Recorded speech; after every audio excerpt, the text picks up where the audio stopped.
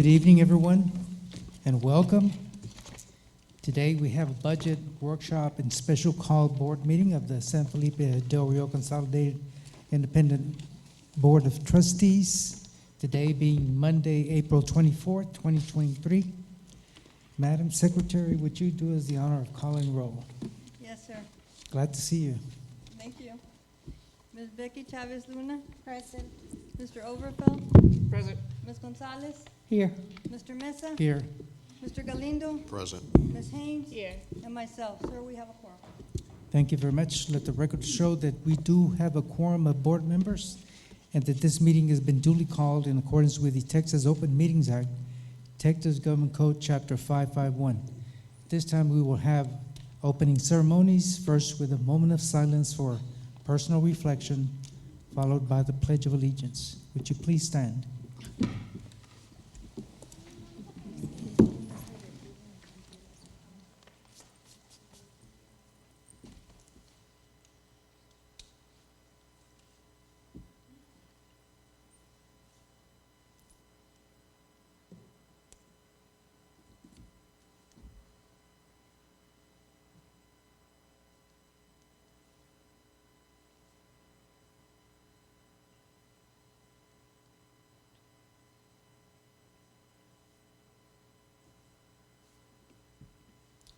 I pledge allegiance to the flag of the United States of America and to the republic for which it stands, one nation, under God, indivisible, with liberty and justice for all. Thank you very much. We've had a request to have citizens' comments be moved up prior to our budget workshop, so we're going to make that allowance. If everybody's in agreement, then we'll start with citizens to be heard. First person that signed up, Jessica Cadena. We have substitute compensation plan.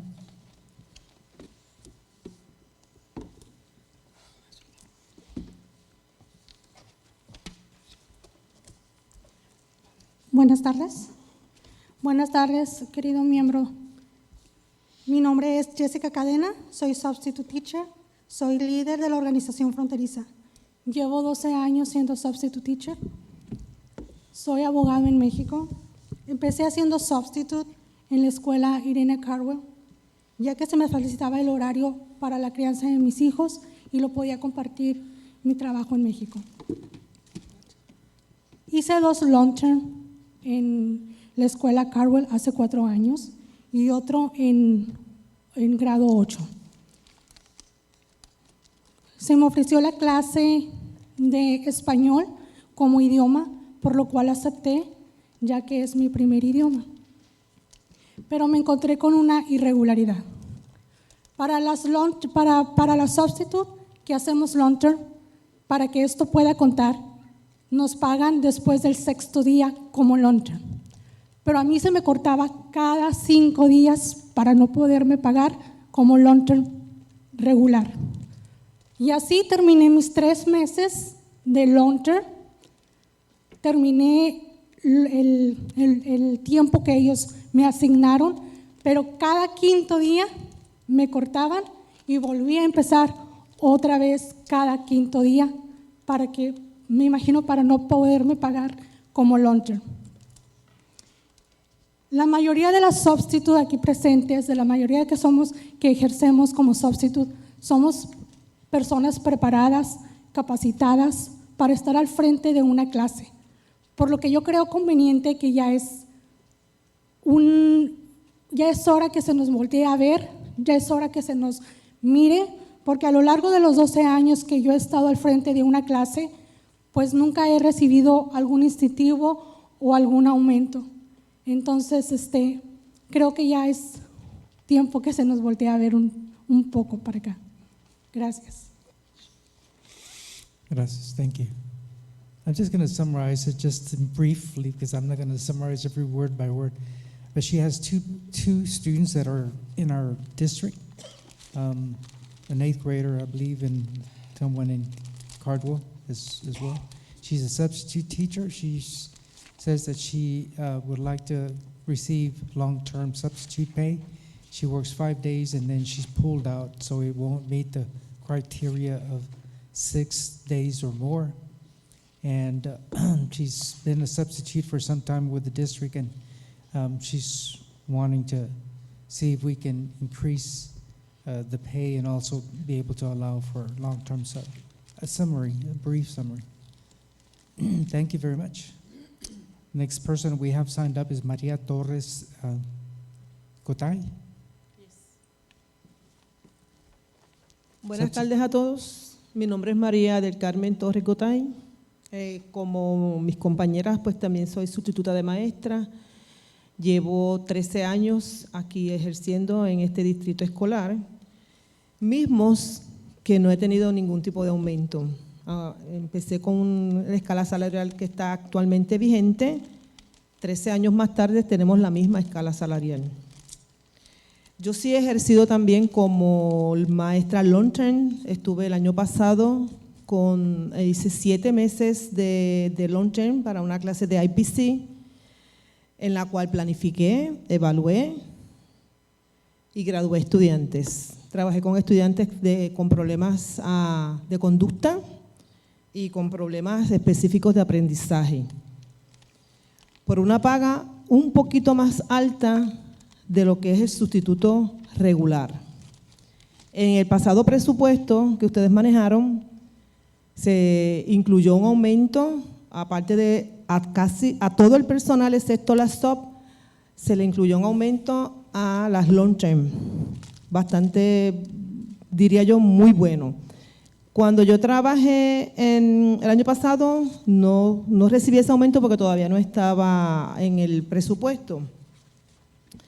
Pero a lo que voy es que necesitamos y estamos aquí solicitando respetuosamente que se evalúe la escala salarial del maestro sustituto en forma justa. Es necesaria ya. Quizás cuando hace 10 o 13 años que la mayoría estábamos trabajando como SOP, el sueldo el salario del SOP no era tan malo, vamos a ponerlo así, pero los últimos 3 años todos conocemos, y ustedes también, que la inflación está muy alta. Todo está aumentando, duplicándose, triplicándose, los gastos de comida, pagos de renta, agua, luz, todo ha subido, y el salario de la SOP, ¿qué pasa? Igual, durante 13 años, en mi caso. Tengo compañeras que dicen que más tiempo. Nada, solo queremos que ustedes consideren eso, evalúen la escala salarial de las sustitutas y nos den una compensación justa.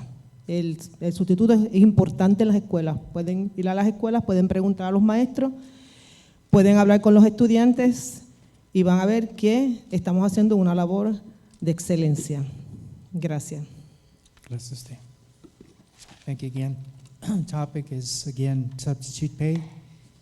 Cost of living has increased quite a bit, and she's worked as a substitute for 13 plus years. And again, her topic is asking us as a board of trustees to increase the pay for substitute. Next person we have signed up is Berta Alicia Allison. Substitute compensation plan is the topic. Good afternoon, Board President Mesa, school board members, and Superintendent Rios. I am Berta Allison, a substitute teacher and member of the organization board. I have been a substitute teacher for the school district since 2012. And the amount, and 11 years later, is still as the same, the amount that we receive for our service. As we all know, inflation has been out of control, and there is no way that I am available to live on this amount. We are asking you increase considerable to the substitute teachers. That's all we ask them, with all respect. Thank you. Thank you.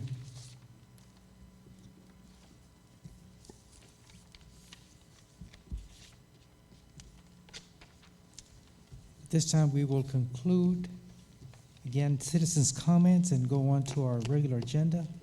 First item that we have on our budget workshop is substitute compensation plan.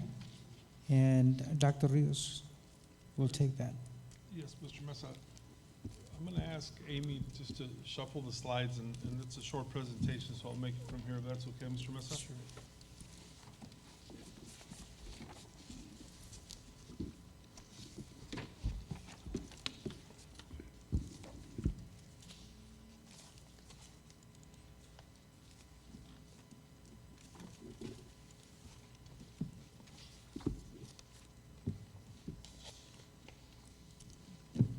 Thank you.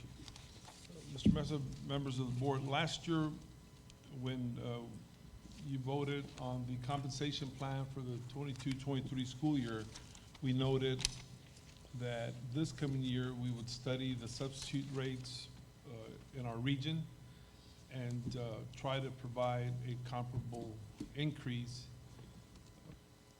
Obviously understanding that it has to be part of the budget because it would be significant. It's hard to determine what the region substitute rate is because there isn't a study that we know of, at least not yet. So we had to make our best approximations. So what we did is we took the 0 to 59 college semester hours. If you can see there on the slide, it's for the teachers, and wanted to bring them up to $80 per day. So from $58 to $80 per day, that represents about a 26, 27% increase. Is that correct, Amy? I believe it was about 39.7. If that was the same that we did, sorry. I think the overall outcome is about a 27% increase. Well, I'll do the math here shortly, but anyway, the idea was to consider that an entry-level position, and it would be approximately $10 an hour. So we took that same percentage and we applied it to all the positions. So then what you see there is a calculation for every position over the next few slides. If we would take the 0 to 59 teachers at from $58 per day to $80 per day. Did you calculate it, Mr. Overfeld? I think, where's, Yeah, 27 and a half, yeah, Was it 27.5%. Did we change it? Okay, sorry. unless I'm doing the wrong. No, we got the same thing. So if you look at all of them, they all represent about 27.5% increase across the board for every single slot. In some areas they were rounded up. Is that correct, Monica? Just for it to work out. But that is what we are, or that is what we will be proposing to the board to be included in all the compensation. Now, keep in mind that we still don't know how much money the state is going to allot for our budget increase. And anything that we recommend and that the board approves has to be part of the overall compensation packet. This might mean that we might give 1% less to the teachers, but it all depends on how much money the state provides. This is just a preliminary study, and I believe, Ms. Childress, that when we looked at the effect on the overall budget, it was a little bit over $500,000. Yes. If there are questions about any particular item on the list, please ask, but it was about a 27 to 28% increase across the board for all positions.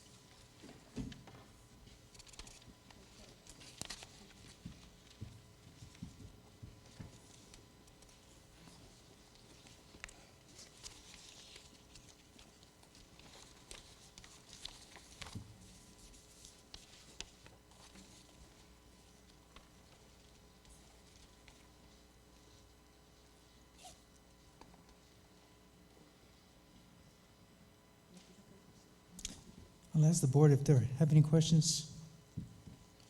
So, Dr. Rios, I see food service worker.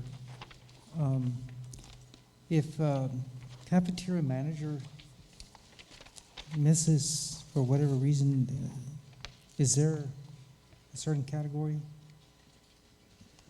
No, sir.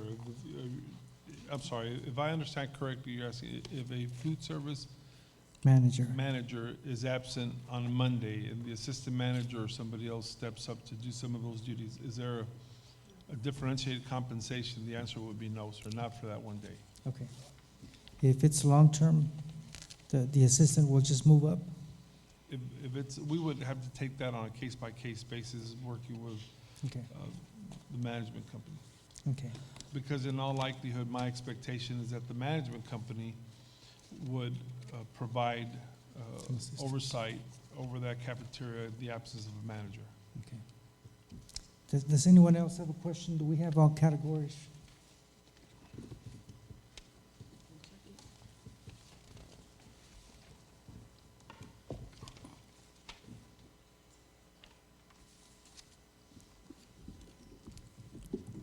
I see no hands raised, so I guess we're okay. No questions, sir?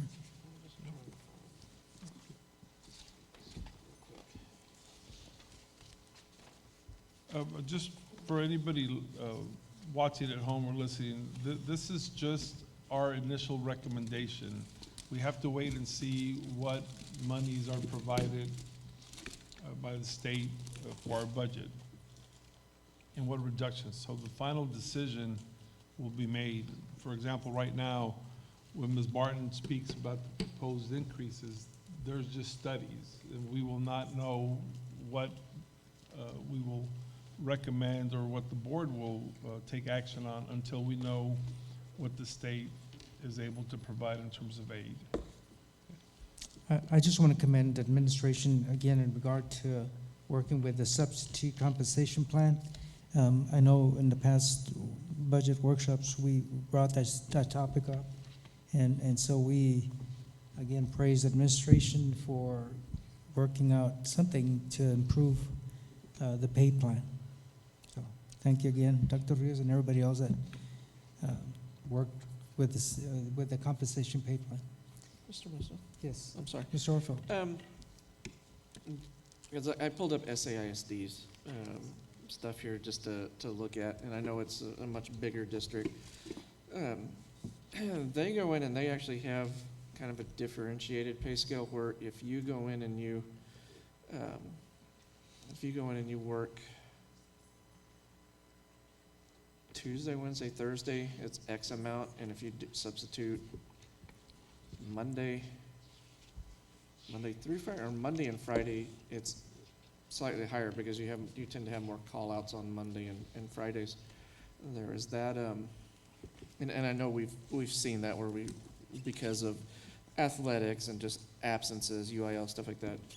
Is that something possible to look at where you have a Tuesday, Wednesday, Thursday schedule, and then a Monday, Friday schedule for those heavier days to entice individuals to go in and or to get substitutes there?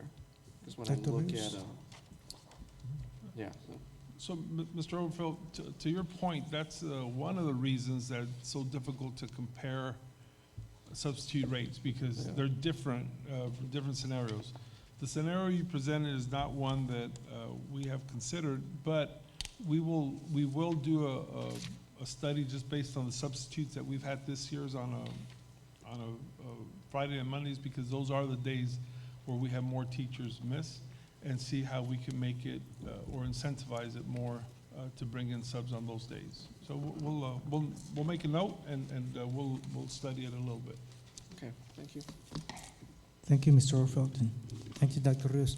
I just want to keep in mind as well that whatever comes from the 88th legislative session, if we're able to hire retired teachers, then that would be to our benefit as well, to be able to provide substitute at the subject area that these people are certified in. And so we're waiting for that response from the legislative session. Anyone else have any input? Thank you. Thank you so much. Next thing, item that we have on our agenda is item 3B, Texas Association of School Board, TASB Salary Study Report. And we have Jennifer Barton. Yes, Mr. Mesa. We provided the study, the board updates in your packet, and Ms. Barton is going to take us through a presentation with different scenarios.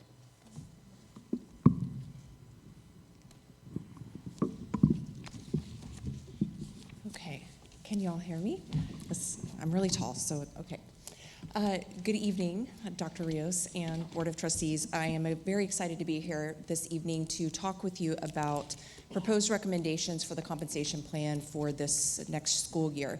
As Dr. Rios said, I'm Jennifer Barton from TASB HR Services. I am a compensation and HR consultant there. Luz Cadena sends her regards. We kind of switched over some projects this year, so she's still around, but she's staying a little bit closer to the Austin area right now.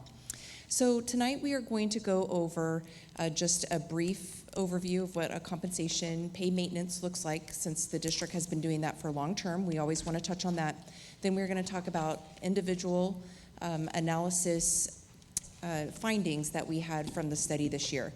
Please feel free to stop me and ask questions, or you can leave them to the end, whatever works for you best. I am happy to help everyone feel comfortable about this information tonight. So every year we work with the district on their pay maintenance processes. And so essentially what we do is we help maintain your compensation plan. We do a market analysis, we do some adjustments to the structures, and we provide recommendations to the district based on what the administrative team is looking for this year, what they've had discussions with the board. And so we've done that process again this year. And so very briefly, we do collect data every year. We have kickoff meetings with the district to talk about what are your goals, what are your struggles right now with the compensation plan, what can we do to try to help the district address some of those. In education, as we know, especially in Texas, we're facing staffing shortages, we're facing, funding issues, and so, we want to try to provide as much information as we can for the district to be able to make decisions that can fit within the budget, but also be good for teachers and employees in the district. So after those kickoff discussions, we do ask for the pay data from the district. This is something that the Human Resources Department works on throughout early in the spring semester. And then once we get all of that data and we do some cleanup, we look at the market, and we'll talk about your market districts here in just a minute, and we match those common jobs. Same thing that we do every single year.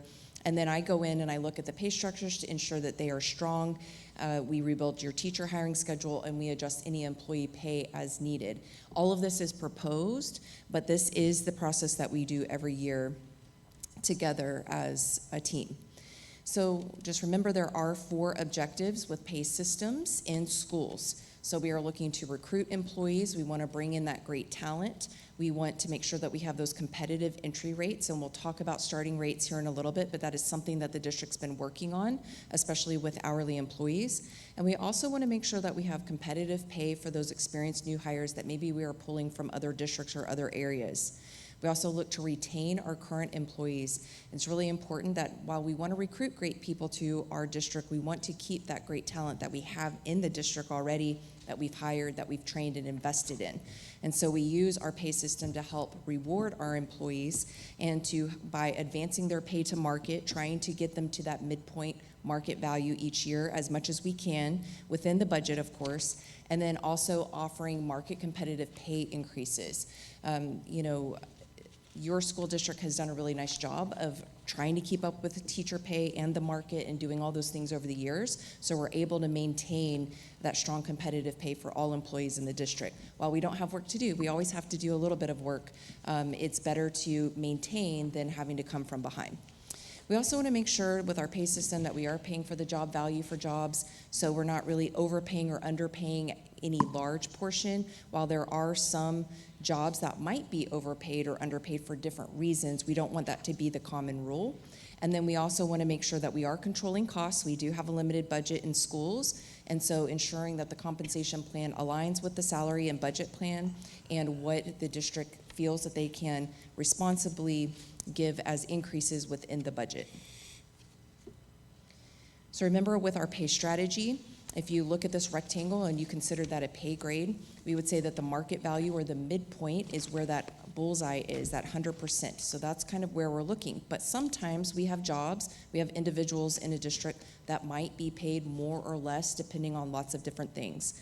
Sometimes we pay premium for certain talent, certain positions. Sometimes those individuals come into a job with maybe fewer years of experience, so they might not be paid to market value yet, but they're working their way towards that as they gain experience.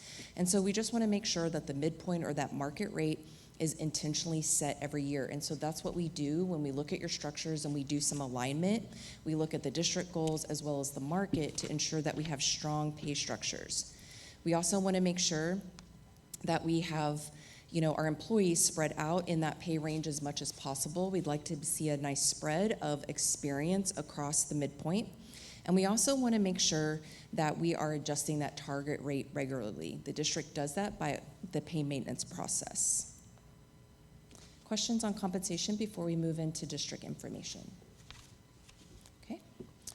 All right, so here are the market districts. These districts have not changed. The only thing that we, to mention with these particular markets is that this year, South San ISD, so South San Antonio ISD, and Carrizo Springs CISD did not participate in the TASB salary survey.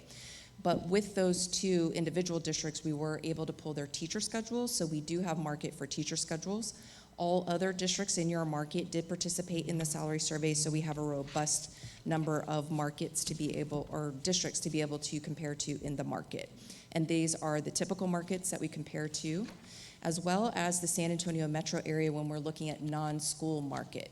So if you remember that TASB does pay for 2 third-party vendors for non-school market. We pay for the Economic Research Institute, or ERI, and Comp Analyst. And so for your particular district, we look for the San Antonio metro area. The first group that we want to look at tonight is the teachers. So we are going to look quickly at their demographics. This is all based on a snapshot of data, and this is where your current teachers are experience-wise.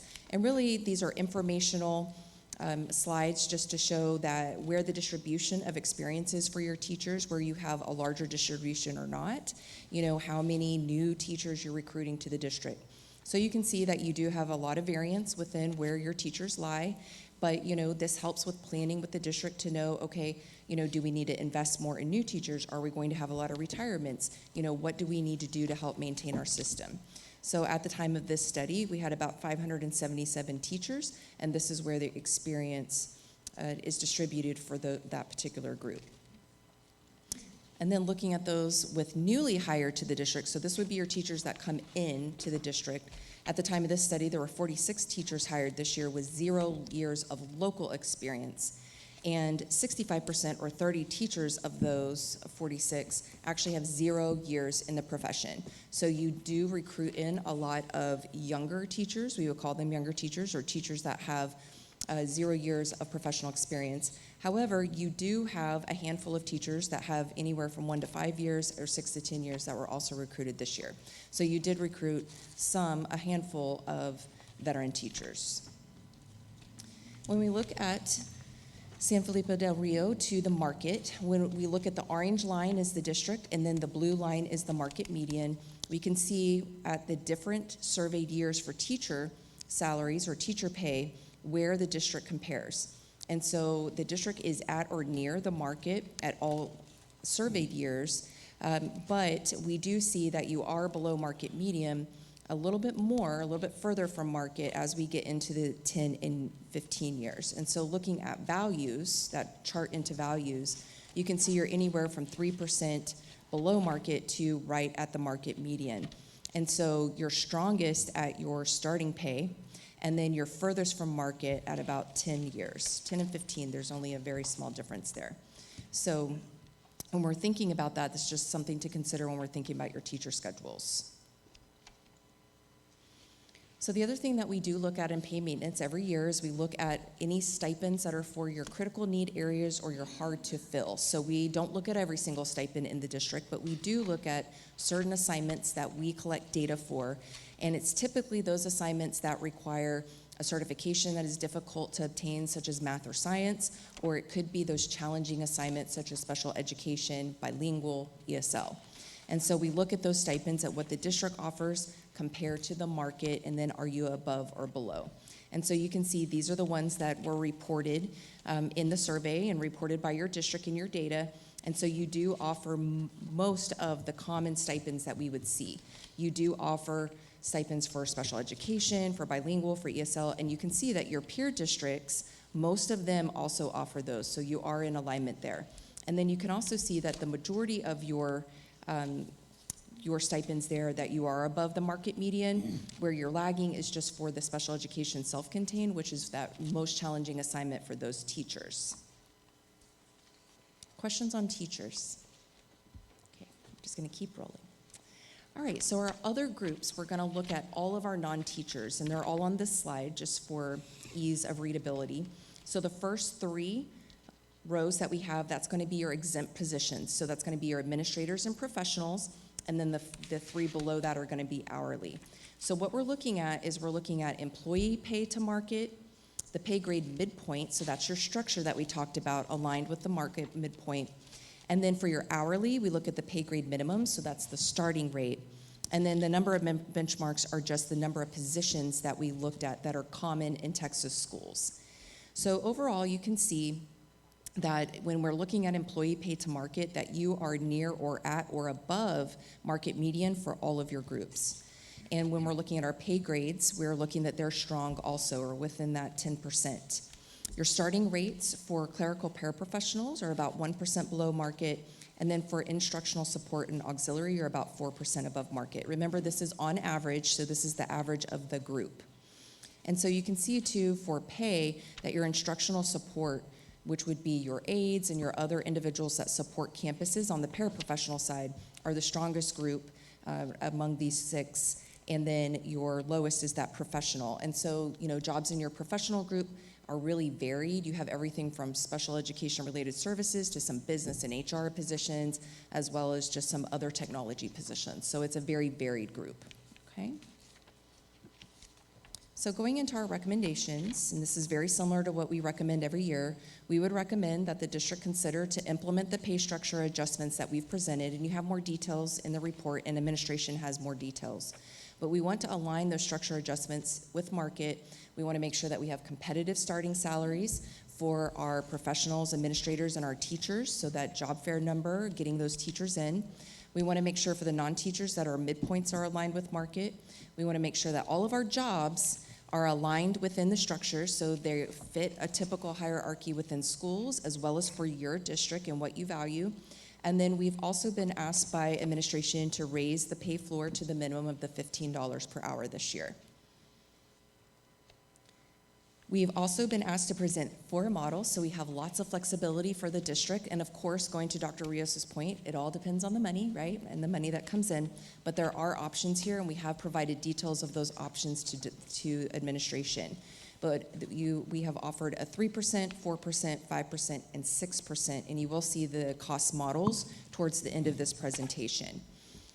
And when we are looking at calculations for teachers, we calculate those percentage points, that general pay increase, off the market median salary of $60,115, and then for all of your other pay groups or your non-teachers, that calculation is a percentage of the employee's pay grade midpoint. This is the same methodology that we've used for years with the district. Recommendation 3 is to provide adjustments to address market differences and to maintain equity. So these recommendations are for individual employee pay.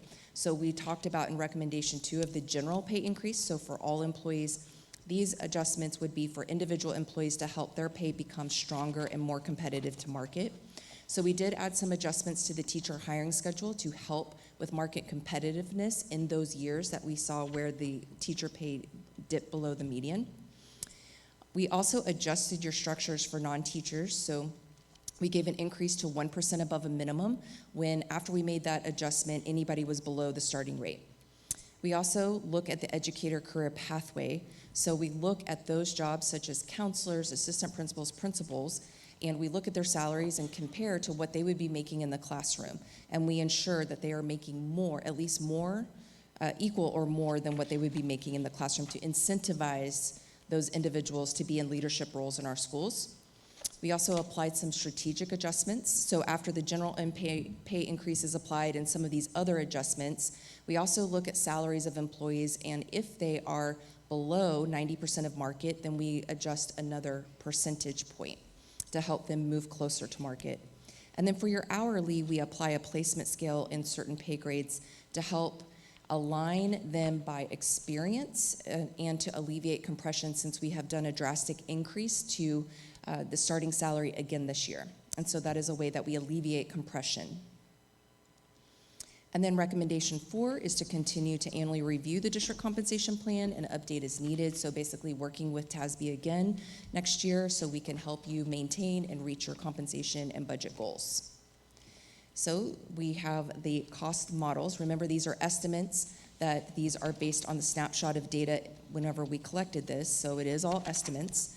But overall, the 3% cost model ends up being about a 4%. And what we typically say is the district needs to budget for anywhere from, close to 1% for those individual adjustments to help with individual employee pay. So the general pay increase is about 3.1, and then those adjustments are about 0.9, which makes it a 4% model overall. And with that same thought process, the 4%, which you're looking at about 3.5 million or 4.9%, your 5% is a little over 4 million, and then your 4% is about 4.7. That is all of my presentation for the slides, but I'm happy to go back. I'm happy to discuss, answer questions, whatever you need.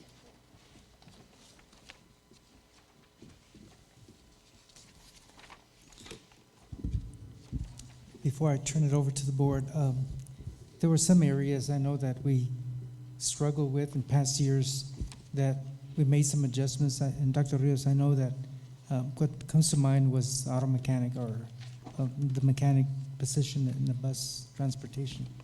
We made some adjustments there. Yes, sir, Mr. Mesa, members of the board. Prior to last year, we looked at different positions that were way out of market, and we gave those a higher percentage increase. And I do believe that bus drivers were one of them. And then after that, the increases that y'all provided were across the board. But there were some skilled positions, lead mechanic and those type of positions that got a higher increase. But then after that, it was across the board for everybody. And the most recent one that I remember is that when we had an assistant principal, for example, that might be out for an extended period, that we hired someone to substitute in that Yes, sir. position. That We was- made that was- adjustment as well. Yes, sir, that was last year. So did that help with the vacancies that we had? Let's say the lead mechanic. Do we still have vacancies? No, sir, we don't have vacancies in those areas.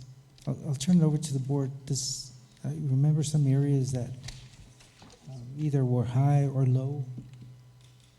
Mr. Overfelt? First, thank you for putting all this together and presenting it. I know it's a lot of work. We appreciate that.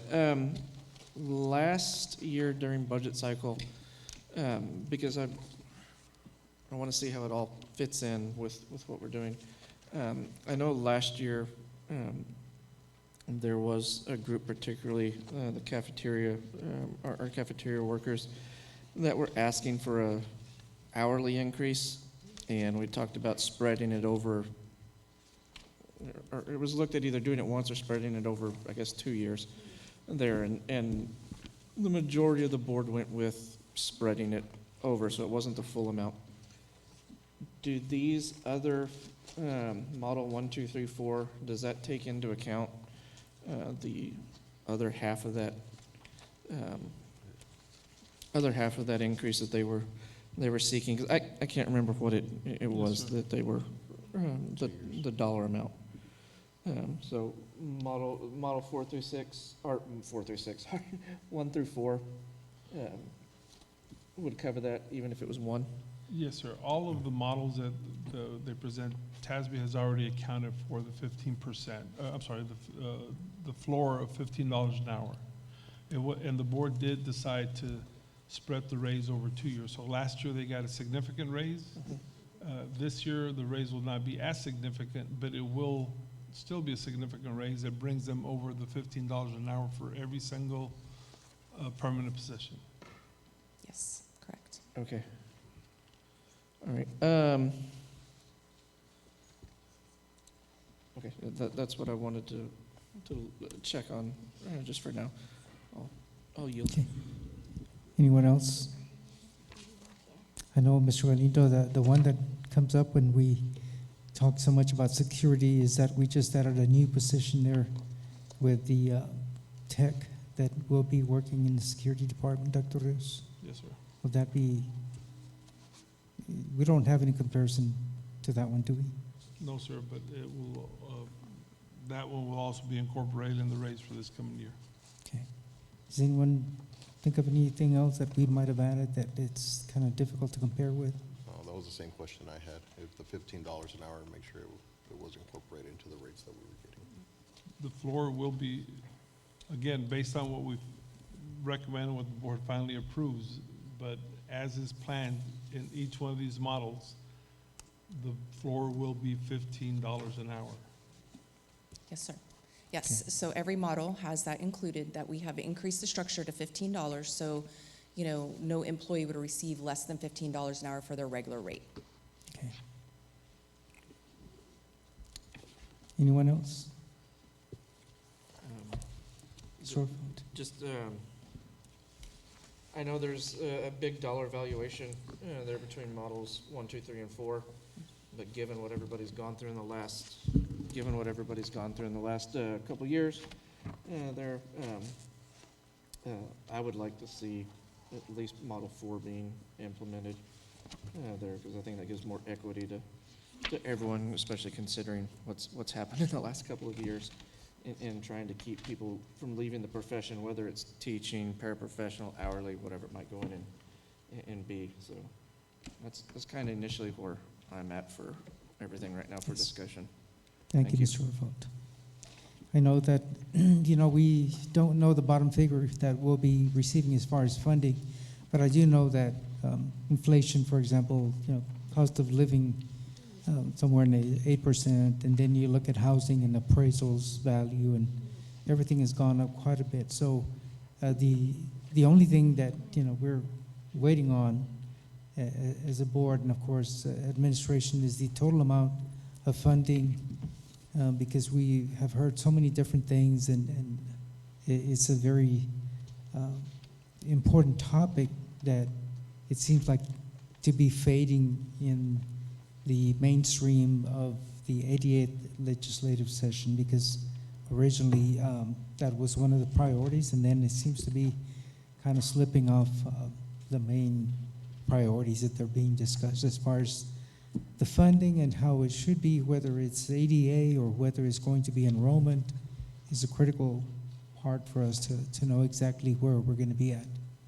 But there's so much work that goes on in the salary study, and we use it quite a bit. So I know that, that insurance is one of the things that we always, as a group, look for our employees to make sure that we fund the insurance for our employees. And then after that, of course, salaries are a big part. But I appreciate everybody's, Mr. Overfeld, your comments, and I think we're all in favor of trying to provide the best for our employees, but there's still a big question as to what the funding will be.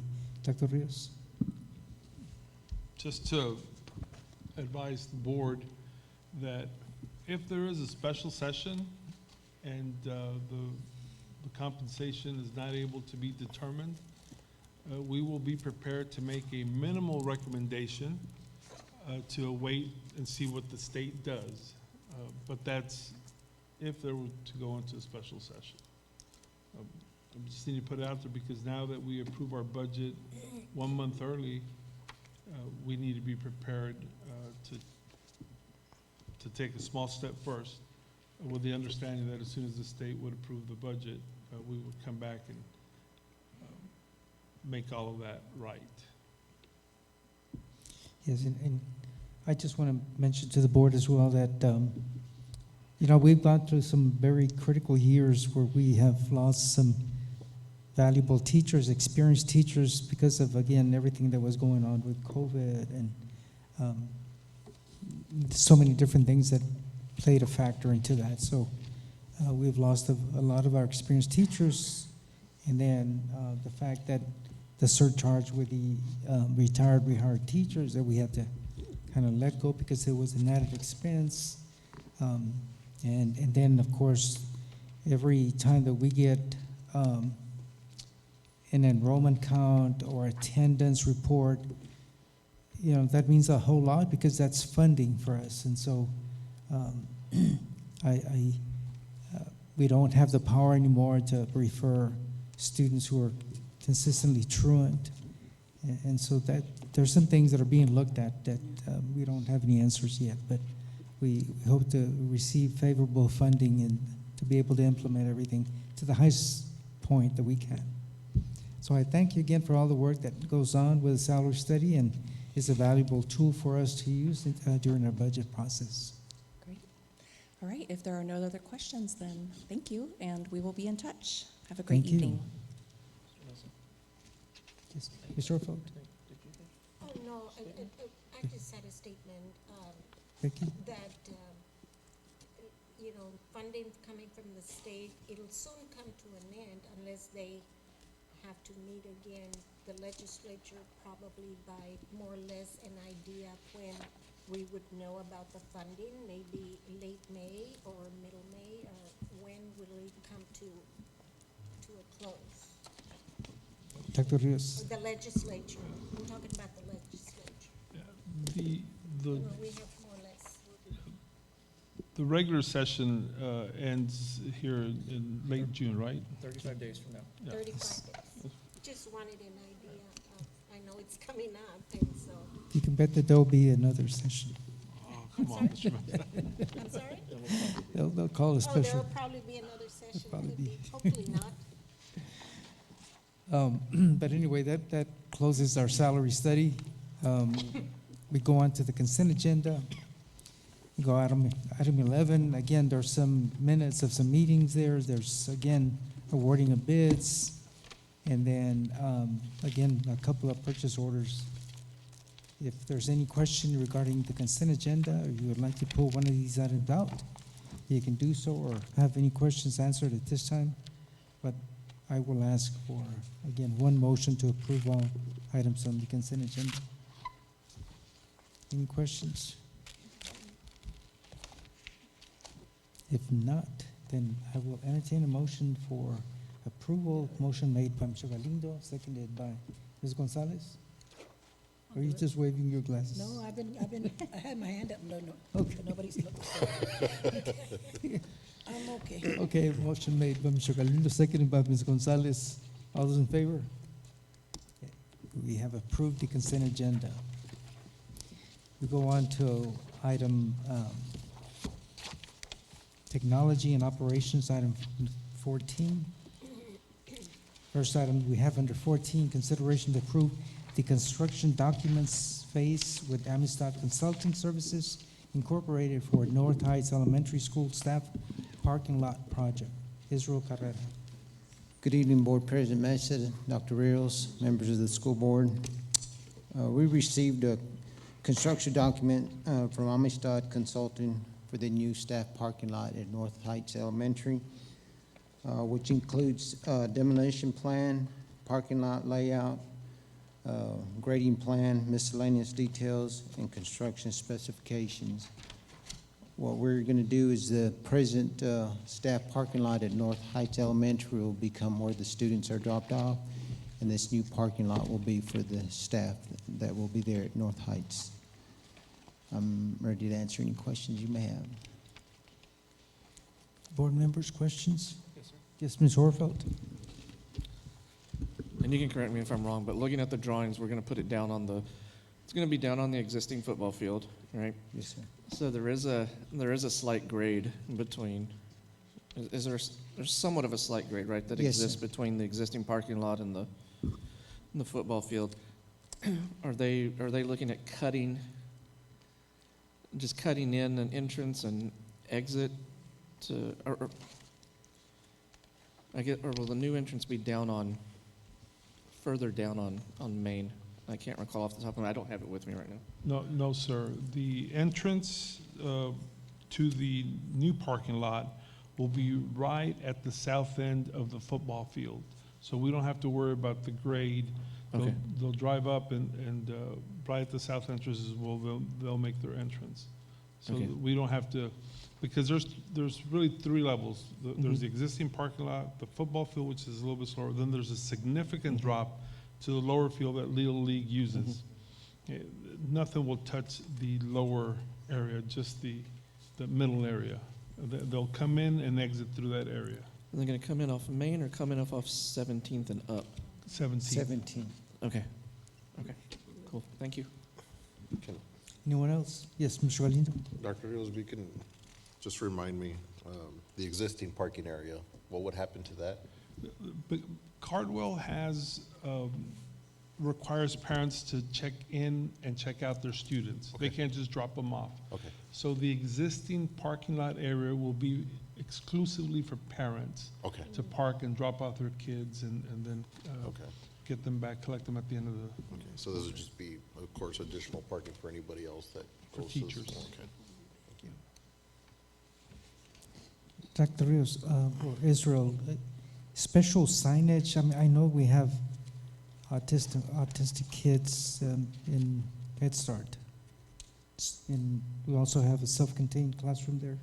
yes, sir. Do we have current signage? No, sir, we don't. Is it required?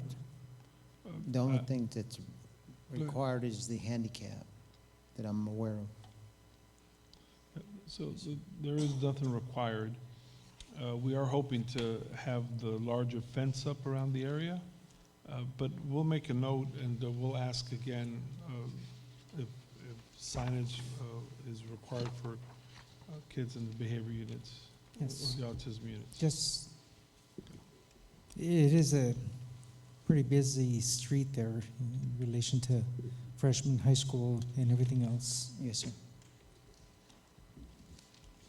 Anyone else?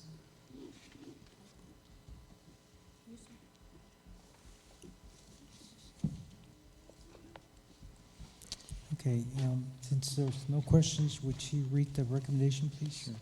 It is the recommendation of the administration that the Board of Trustees approve the construction document phase with Amistad Consulting Service Incorporated for the North Heights Elementary Staff Parking Lot Project. For the recommendation from administration, is there a motion for approval? Motion made by Ms. Gonzalez, seconded by Mr. Overfeld. All those in favor? Motion carries unanimously. Item 14B, consideration to approve a change order with JP Construction Company Incorporated in the amount not to exceed $74,065.50 for the modification of the parking lot related to the community park for Ceniza Hills Elementary School project. Funding source, committed funds, Israel Carrera. Once again, Board President, good evening. Dr. Rios, members of the board. As part of an agreement with the city, the district was to donate the driveway that will connect Enchanted Way to Quail Creek Drive. The construction document included overflow parking at the site of the new park. Since the thoroughfare was originally private, head-in parking was included. Now that the street will be public and for safety reasons, the head-in parking will be modified. And what that consists of is that when we had the original parking, that cars would back up into the flow of traffic, and it was a safety concern, and so we're going to modify that so that doesn't become an issue.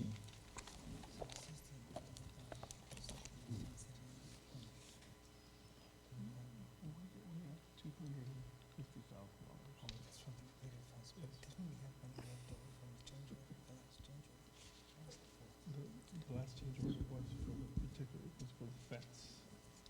That's the last Okay. change order that we brought forward. I'm sorry, I'm asking Dr. Rios. We had a change order not too long ago, and I'm getting confused here. But, Mr. Mesa, the last change order was specifically for the fence. We had developed a model for all elementary schools, the fence that we wanted to, the 6-foot fence that we wanted to place at all elementary schools. And because we're building that one now, we didn't want to put a chain link fence Okay. and then have to come back and do Okay. it. But that last one had nothing to do with the park, only this one. Okay. It's just the fact that originally we awarded a bid, and then Yes, I sir. believe they turned it down, so then we had to have another one. Okay, I understand now. It was a fence modification to go along with the rest of these campuses. Yes, Mr. Rafael has a question. So you talk about the road, or that was initially not going to be public, now it is public. Was that the city of Del Rio that reclassified it as public? That was part of the agreement, that we would make that a public road in exchange for the 200 and, how much did the city donate for the park? 217? 217,000? Is that think correct, that's Mr. Chapa? 217,000, yes. Okay. Do we still own the road, or is that considered city property now? No, the city has to maintain that road. Has to maintain it, okay. Thank you. Mr. Olinto has a question. So I'm looking at this and looking at the map. We're gonna add another road to this, or just so, because I'm looking at the map and I'm trying to see how does Enchanted Way connect to Quail Creek and, Sure. The road was always part of the plans. okay, Except that we were gonna gate the road. Now the road is gonna be open, but because the road is open, the cars cannot back up into the road, so that they have to have a little inlet for the parking. okay. So then this road from Enchanted Way is gonna connect on the east end of the school? It's gonna connect, it's south make- south and north. South and north. Yeah, that road runs south and north, yes. Okay, okay. Just wanted clarification on that, just to see how that. If I may add, while we're still on this subject, Mr. Mesa, Sure. the school is very far along, and if any board member, really after this week, we're hopefully 2 months from complete construction, and probably a month within being able to move in furniture. So if any board member wants either Mr. Chapa, Mr. Carrera, for at least a couple more weeks, and myself, to give you all a tour, we'd be more than happy to, because they are very far along. Yes. I think if we could coordinate somehow, we don't all have to go together, but maybe if we could group at least 2 groups, that would be ideal. We'll collect information for y'all, see what time, see if there wants to be a morning and afternoon group, and we can definitely organize that for sometime this Friday or next week. Okay, how can we keep from having a quorum? 3 groups, 3 groups? 3, and 2.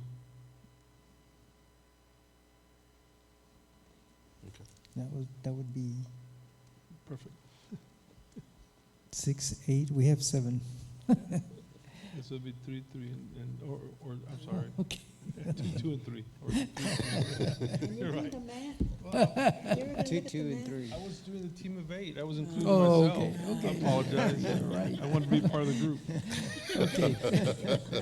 All right, if we don't have any further questions, you want to read the recommendation, please? Yes, sir. It is a recommendation of the administration that the Board of Trustees approve a change order with JP Construction Company Incorporated in the amount not to exceed $74,065.50 for the Ceniza Hills Elementary School project. For the recommendation, motion made by Mr. Galindo, seconded by Amy Haynes. All those in favor? Motion carries unanimously. Thank you, sir. Okay, the time is 6:31 p.m. We're going to go into closed session pursuant to Board Policy, 551.074, the Texas Open Meetings Act Code, and 551.071 of the Texas Education Code. Again, if any action is required, it will be taken upon reconvening to open session. We're now in closed session. Okay, the time is 7:35 p.m. We're reconvening into open session. No action was taken in executive. We're down to item 20B. We don't have any new hires, so we'll go to 20B, consideration to approve the position of Chief Innovation Officer. Dr. Rios. Mr. Mesa, members of the board, it is a recommendation of the administration that the Board of Trustees approve Sandra Zuniga Garza for the position of Chief Innovation Officer.